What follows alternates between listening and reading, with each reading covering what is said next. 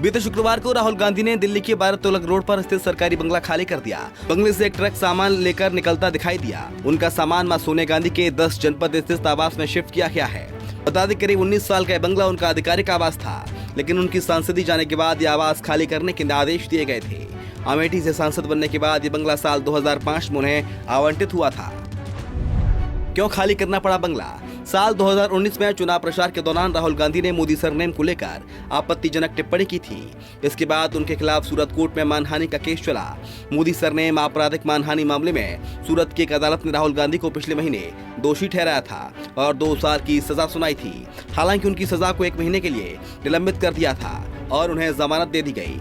इसके एक दिन बाद 24 मार्च को लोकसभा सचिवालय ने एक नोटिफिकेशन के मुताबिक राहुल गांधी की संसद सदस्यता खत्म कर दी गई। इसके बाद हाउस कमेटी ने 27 मार्च को राहुल गांधी को नोटिस देकर 1 महीने के अंदर सरकारी आवास खाली करने को कहा था।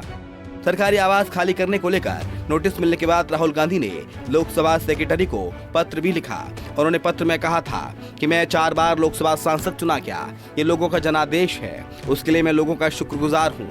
मेरे इस घर से कई अच्छी आदतें जुड़ी हैं। मैं नोटिस में दिए गए आदेश का पालन करूंगा। राहुल गांधी को नोटिस मिलने के बाद कांग्रेस के कई नेताओं ने उन्हें अपना घर ऑफर किया था। दिल्ली की एक महिला ने अपना घर राहुल गांधी के नाम कर दिया था। राहुल गांधी का सामान मां सोनिया गांधी के 10 जनपद स्थित आवास में शिफ्ट किया गया है और अब तो वो वहीं पर अपनी मां के साथ रहेंगे। कांग्रेस नेता राहुल गांधी की संसद सदस्यता 24 मार्च दोपहर करीब 2:30 बजे रद्द कर दी गई थी। वो केरल के वायनाड से लोकसभा सांसद थे। लोकसभा सचिवालय ने पत्र जारी कर इस बात की जानकारी दी। लोकसभा की वेबसाइट से भी राहुल का नाम हटा दिया गया।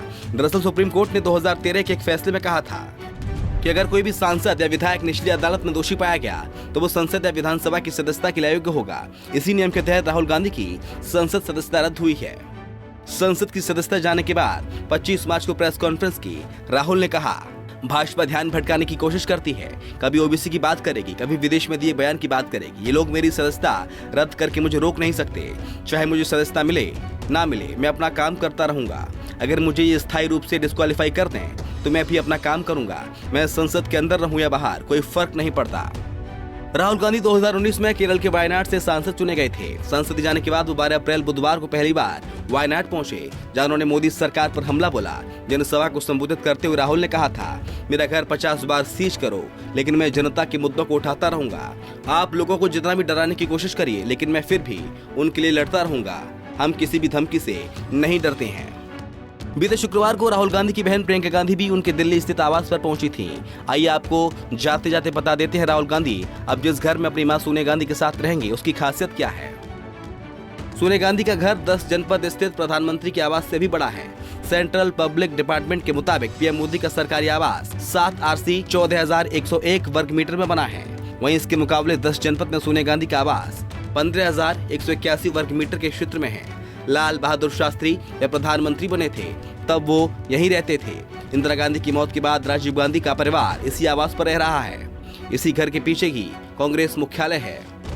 राहुल गांधी की सदस्यता रद्द किए जाने और सरकारी आवास खाली करने को लेकर आपके क्या विचार हैं, हमें कमेंट सेक्शन में जरूर बताएं। Bureau report, Punjab Kesari TV. हमसे जुड़े रहने के लिए हमारे YouTube चैनल को सब्सक्राइब करें और नई वीडियो की नोटिफिकेशन के लिए बेल आइकॉन को दबाएं।